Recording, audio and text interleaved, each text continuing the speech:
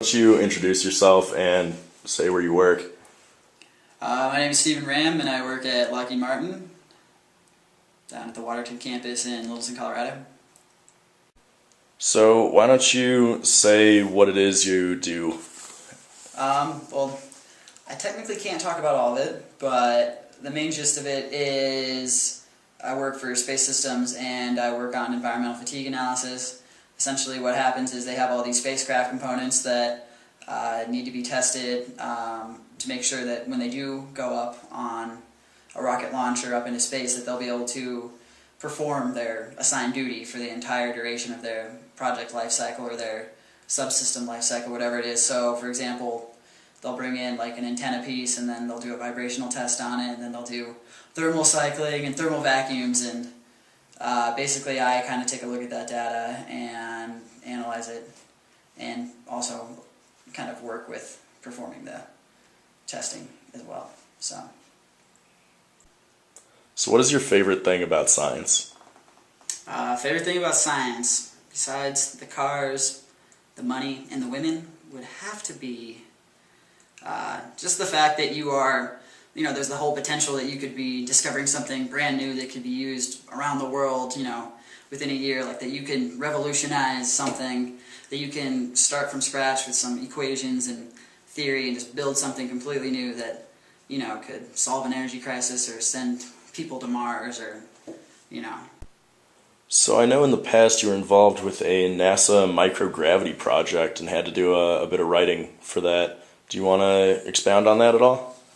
Yeah. I mean, with any project or any work that you're doing in industry, you generally have to write up a pretty formalized document, and the really cool part about that project is from start to finish we had to write proposals for kind of each stage, and the proposals were kind of like the technical documents that we had to do in some of our classes for like lab reports and stuff like that, but just a little longer.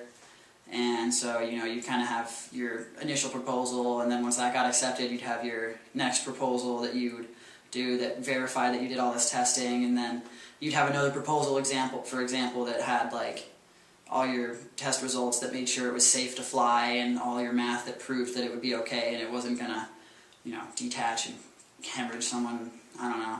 But long story short, yeah, there's quite a bit of writing, and a lot of it's pretty technical, and it's just kind of following a format that they, like the generally respected format, like AIAA.